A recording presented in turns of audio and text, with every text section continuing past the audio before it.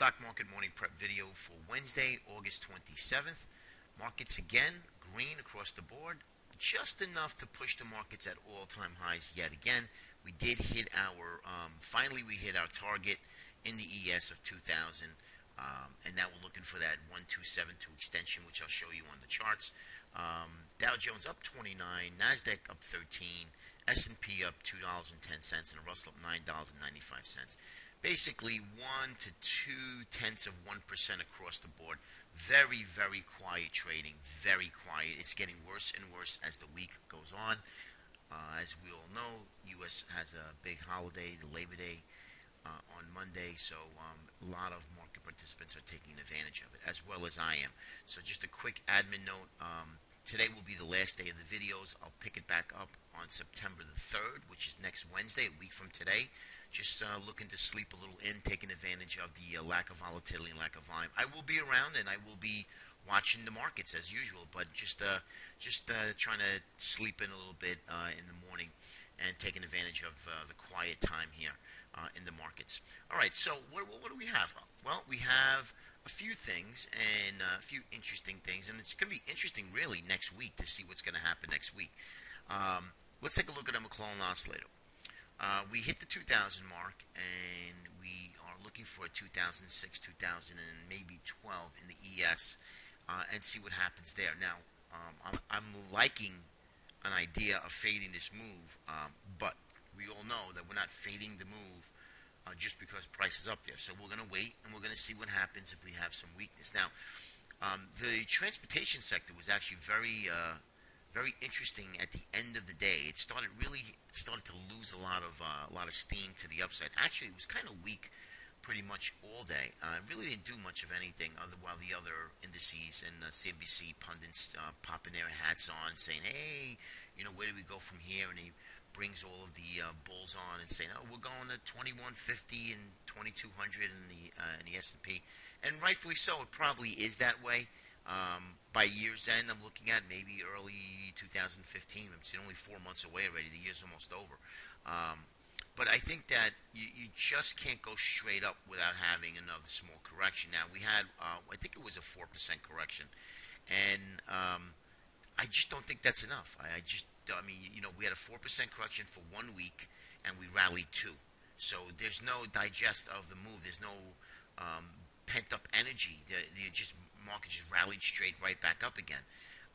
And the markets are definitely vulnerable for any type of shock because everybody is bullish. And they say that the markets participants say, the market pundits, say, "Oh, well, people are still not gathering this rally and what have you."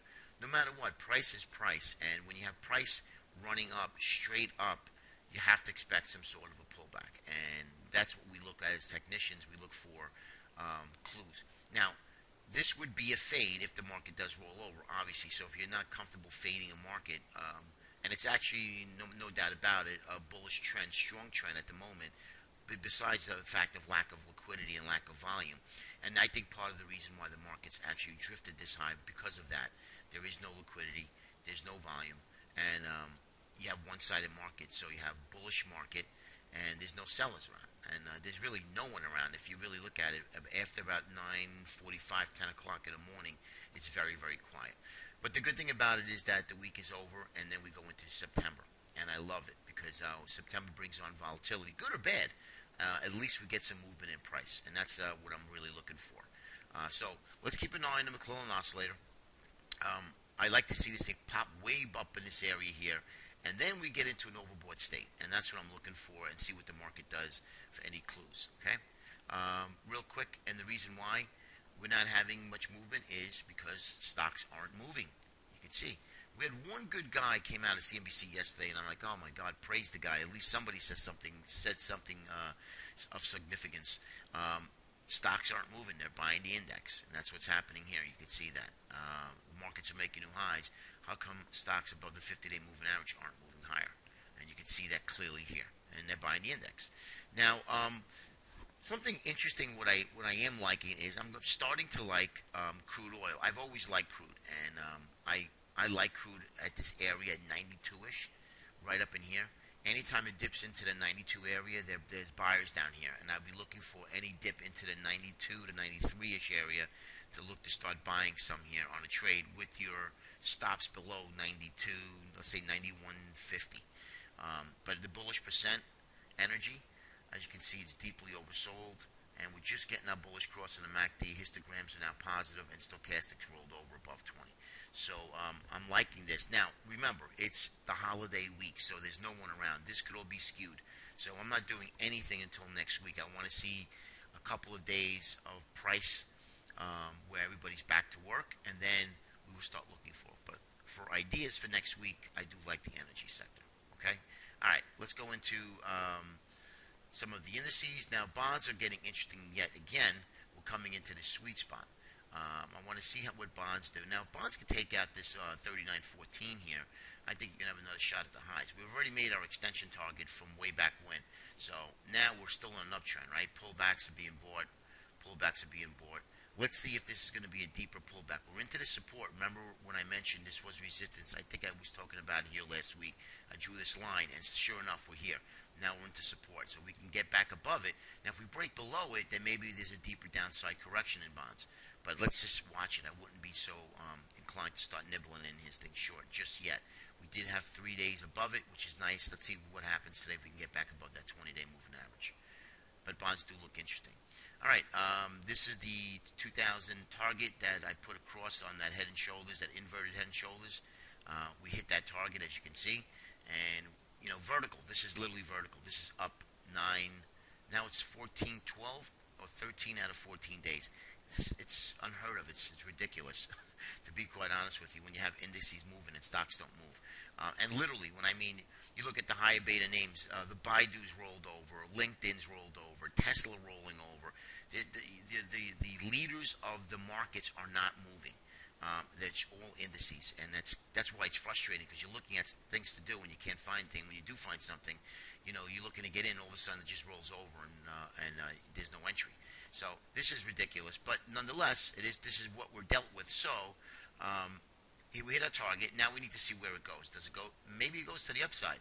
We don't know, but we are in here, and I'm going to show you the extensions for possible targets to the upside. And here's one of them, which is the 1272 extension. It would not faze me at all to get buy stop selected from the shorts to cover and then push this into this extension. That is really what I'm looking for. Then you have the 1618 way up in here at 2032. That's a real big stretch for something that has come this far in a matter of 2 weeks.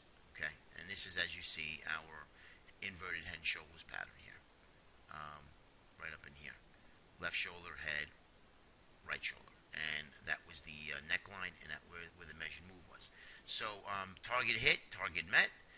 So far so good, and now we want to see where is this. Does this have any more legs before we get at least a correction to the downside? So we'll see. But to me, I think it's a little bit stretched. But we need a trigger. We don't just short anything. We want to make sure things are rolling over, sectors are rolling over, certain key sectors, certain stocks, and of course indices. All right.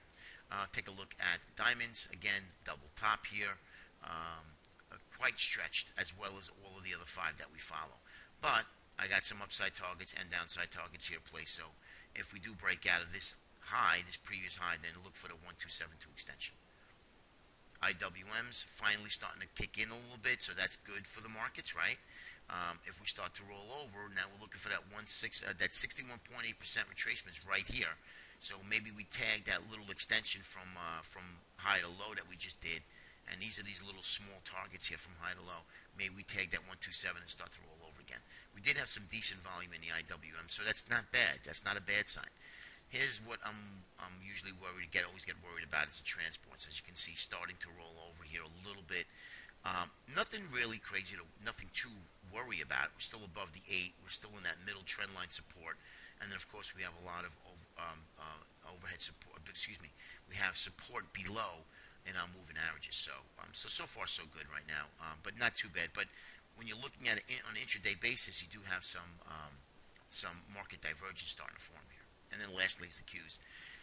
And the Qs are doing quite well, despite we have a lot of the leaders, high-flying sector leaders in the Qs starting to roll over. It's starting to show some weakness, but we'll see. But again, guys, take it with a grain of salt. The markets are on vacation. There's no one here to tweak the markets, to push the markets one way or the other. So if you have a lot of bulls in the market, which obviously we do, you're going to get one-sided move, and which is to the upside. So just be aware of that. And remember, just quick note, next video will be September 3rd. Just taking a couple days off from doing the videos and just trying to sleep in a little bit, taking advantage of the slow time. Have a great weekend, and those of you who are in the United States, have a great long weekend, and we will see you next Wednesday. And I will pop my head in. If there's something that I see of interest, I'll definitely send out a video. Have a great day, everybody. Take care.